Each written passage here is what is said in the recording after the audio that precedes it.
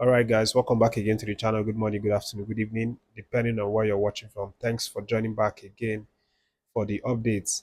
So we are gradually getting to the weekend. Today is actually Friday, and as you know, we of course expect our players to make appearances for their different club sides and try to get results for them. Speaking about these players, a lot of them were really active in training this week, leading into the weekend where they will play games for their clubs. Victor Osimhen, for one, was very active throughout the week training. He's been very sharp, looking very fit, looking very strong, looking like he could actually start the match against Rizzospor tomorrow. They have that game in the Turkey Super League. But it's not just Victor Osimhen. Boniface, of course, also returned back to his Bayern Leverkusen training. You know that the move to AC Milan didn't work out, so he had to return back to his parent club to continue his football. So he's training really strong, and who knows, he might get some minutes over this weekend. But we still have a couple of our players who are unsettled at this point. We're talking about Simon Chukwueze, who is still in between clubs right now. AC Milan are trying to sell him to Fulham, which is also something that he's very excited for. It's not like he's against it. He wants to try himself in the EPL. So uh, today is also going to be very crucial to that deal. Maybe before the end of today, he might actually just move to Fulham. There's also Tolu Arokodare pushing to see where the future leads him. Of course, Wolverhampton Wanderers are are very, very deep in negotiations with KRC Genk to sign Tolu Kodari, which is Chrysanthus is also someone that today could be very crucial in terms of where he plays or where he continues to play this season. He remains with Getafe and trains really well with them. As a matter of fact, he released a what I would call a cryptic message on his social media where he was saying that, in summary, he was kind of saying that he's happy in Getafe. He's not in any hurry or rush to leave that place. He referred to Getafe training as his home, and it's kind of strange for him to send a kind of cryptic message during this time that he's about to be sold to either Wolf, Crystal Palace, or Como in the Serie A.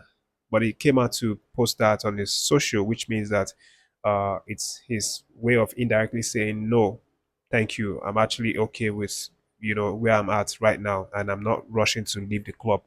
So we'll see what happens. At the end of the day, the owners of the club want to sell him. They want to cash in on him, make the most of their money because obviously if they do sell him for that 20 million euros, then they are making 19 million 500,000 euros. That's excess money considering they bought him for 500 thousand euros. So that's what's happening right now.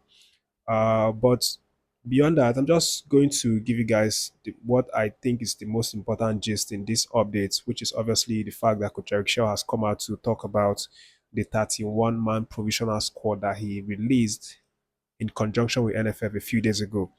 So Shell came out, to kind of defend this list. Of course, there have been lots of criticisms coming out from Nigerian fans who are following what's happening, also stakeholders, top NFF stakeholders, ex-internationals, everybody's weighing in, talking about what should or what shouldn't be done, things like that.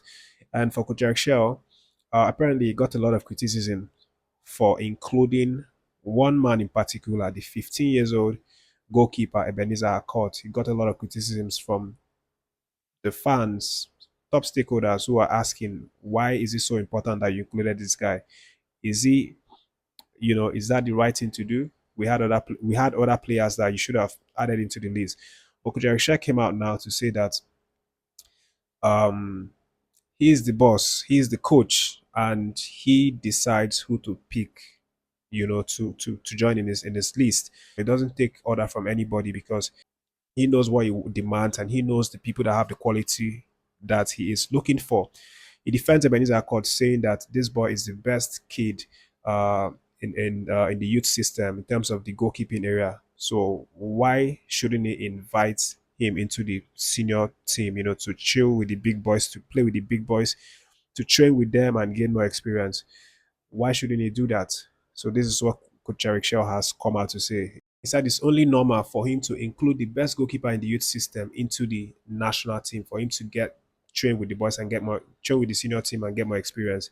Because for him, it feels like the natural progression of this player is the senior national team since he's the best in the youth system. Therefore, automatically he should get a place at the national team, even if he's not going to make an appearance in these games now in September. But at least training and watching those senior men, those big boys, his seniors play football, interact, and then you know uh, uh, do things. He would grow, mature, and have experience for the future, when he eventually gets the chance to play.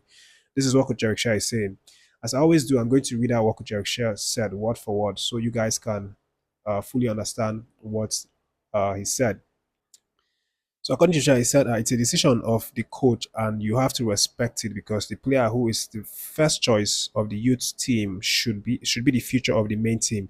That's why he is here. Ebenezer Akot is young and will benefit from interacting and training with the senior team. The other goalkeepers in the league are about the same age or older than the ones ahead of them. And that's not like they are better. So a young goalkeeper is better to have as understudy. This is what the coach has said. And moving it in the same direction, we also have coach, technical head of technical committee, Austin Eguavoen. Of course, he was a former coach of our side, former interim coach. He came out also to give his own observation as to what's happening now in the goalkeeping department. First of all, Eguavoen reacted to the sad incident, that Stanley Nwabali is a doubt right now for these two games. But Eguavoen is hoping that Stanley is going to recover very quickly before these games.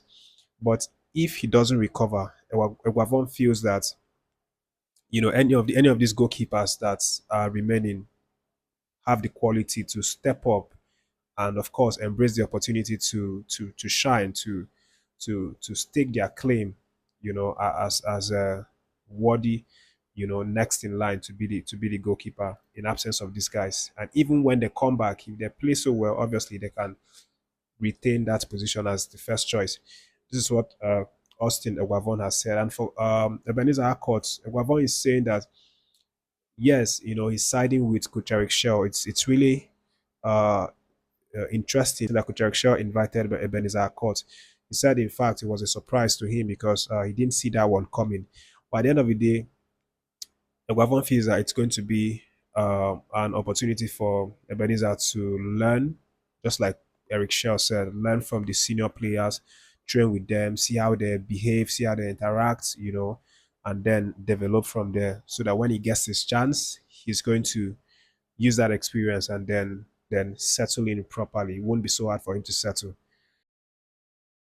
So that's what's currently happening right now. And of course, we still expect the list to fall out, in terms of the 23, 24-man squad. And that is definitely going to happen anytime from now. I'm going to let you guys know on the community tab to post it so we can see the guys that have been selected to show up in camp. And to wrap up, guys, the Champions League draw has been made. I'm sure a lot of you must have already seen it, and we've seen some really interesting fixtures. Some blockbuster games are loading at this point. Again, we know we have like two players from our team who will be representing for their different clubs: Victor Osimhen and Galatasaray, and then Ademola Lookman for Atalanta. And the groups that they find themselves is not an easy group. In fact, I don't think any of the group is easy. Before you qualify, you're going to play against one or two big boys, and then beat them, or at least get a draw, and then win your other games to top the table. But talking about Victor Osimhen and Galatasaray, they will play in the Liverpool group, which means they will meet Liverpool, Real Madrid, PSV, Inter, Marseille, Atletico Madrid, Eintracht Frankfurt, and Qarabağ. And then Ademola Lookman's Atlanta in the Chelsea group, where they'll play Chelsea, Barcelona, Bayern Munich, um, Benfica, Karabakh, Pafos, Napoli, and Ajax. So these are some interesting fixtures, very difficult groups to play in. But at the end of the day, everyone has an equal opportunity. Everyone has an equal chance to qualify for this one. That's what's happening right now. Thanks for watching. Make sure to leave your reaction, subscribe to the channel if you've not done so, and stay tuned to the channel.